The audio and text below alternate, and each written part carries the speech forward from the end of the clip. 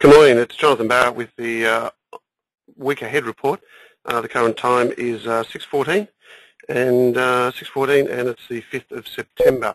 Okay, I hope all those dads had a good Father's Day yesterday. And of course, obviously, as we get straight back into the markets. Week ahead report, as we know, is designed just to give us a bit of an overview as to what's coming out this week, also highlight some of the major themes and trends currently in the market.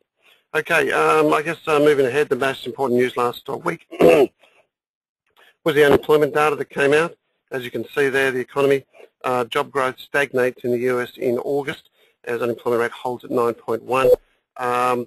Treasury surge on jobs growth stall, look for more stimulus. Now that's the call at the moment from the market. As a result of that, we saw equity prices tumble, and there you can see, let's just run through there. Equity prices, oops, have we done the right thing there? Dow Jones was down 253 points, 11,240. The S&P was down 30 and the Nasdaq was down 65. Over to Europe, the top 50 was down to 85, so quite negative there, 3.69%. The FTSE was down 126, 2.3. The CAC was down 3.59, the DAX was down 3.36. So across the board, I think everything is quite negative again, and it's amazing how it all ebbs and flows. Local market was down 63, 4,174. Okay, let's have a look at some of the commodities, and let's just move across here to check. But obviously, as you'd expect, equity prices to come under pressure, so would some of our primary imports, oil, for instance, and oil and copper. Gold, as you'd probably guessed, surged as well. But let's have a quick look. First of all, let's look at the currency. Dollar index behaving quite nicely, closed at the top end of its range. And when you look at that hourly chart on the dollar index, 74.81, holding on to those gains. That's a bad print, by the way, but that's okay. But holding on to those gains, which is quite interesting. The actual market for the dollar index is 74.81.83. Having a look at some of the others, just particularly the, oops, let's put that down, particularly the Aussie dollar, 106.07. As you can expect, with the dollar remaining relatively well bid, you probably see also that Aussie comes under pressure. I think that's the preferred view at the moment. We have broken that trend, which we've been following, and as a result of that, could expect some dollar firmness on that front. Dollar yen, the trade that seems to not go away, 76.85, just doing nothing, but expect to see a little bit of lift there pretty soon. Euro, as we know, we took on some light euro the other day. That seems to be trading quite nicely at 41.64. Expectations are for it to probably trade down to that 141 area.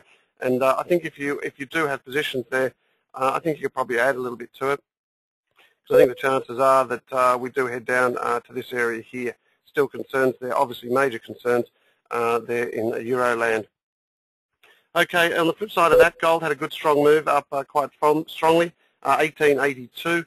And as you can see there, looks like it's going to challenge those highs again. Looks very, very strong. Move it out there a bit, and let's also have a look at the hourly. You can see that it just looks a little bit better bid. And that's obviously concerns, debt concerns in Europe, also debt concerns in China, which are also starting to plague people.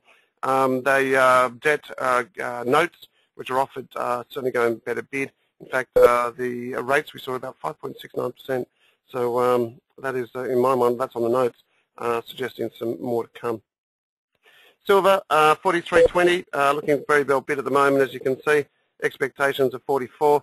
Yeah, that's all trading within its little band, and I think expectations there remain with gold on that.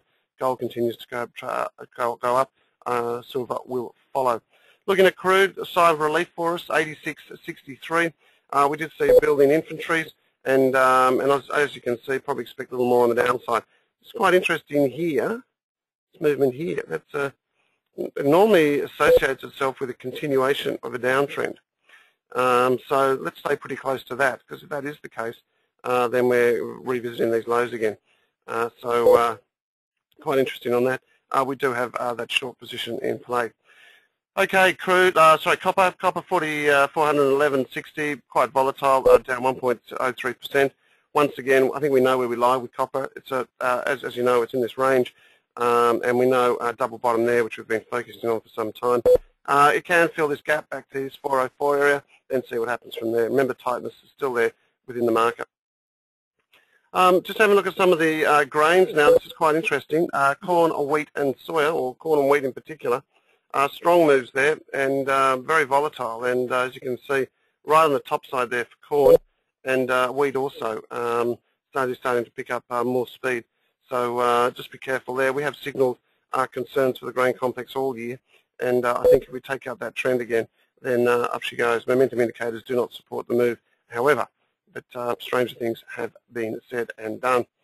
Just to regroup on the rice trade, the rice market we looked at for some time ago, please look at the rice report. And as you can see, we continue to go from strength to strength there on the rice, 18.21, and that's been a reasonable trade across the board for us in that. Okay, let's have a look at the SPY. The SPY, or first of all the Dow, 11,208. What are the expectations for it at the moment? And there you can see it's had that fall, and I don't like those momentum indicators as well. So you might see test this support area here. I'll just show you on the hourly chart. Test that support area, and that's this common area. That support area is the one we're looking for it to test. See what happens there. But at the moment she looks a little bit weak, but let's see. It's quite strange. It actually looks a lot like the oil chart. Anyway, next see what happens. Maybe in for a bound of a weakness across the board. Okay, local markets, where you SPY. Obviously 41.77 down 2.88% is what the market is calling for. And when you look at the hourly chart there, it doesn't look all that flashed. So we can draw a couple of trend lines, broken that trend line there. So I think expectations are for a bit bout of weakness across the board. Okay, let's have a look at the economic calendar now for events that are coming out. I think as we mentioned, we're still looking for some weakness now across the board in terms of equities. So these numbers are going to be very important. TD Securities inflation month on month today. Inventories as well, and ANZ jobless advertisements, pretty important for Australia.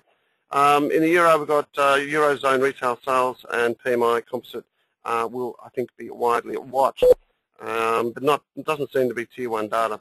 Current account balance, Australian net exports of GDP, that's all comes in on Tuesday. That's quite important there. RBA cash rate expected to stay at 4.75%. We've also got GDP in Eurozone, probably expect that to be a bit lower.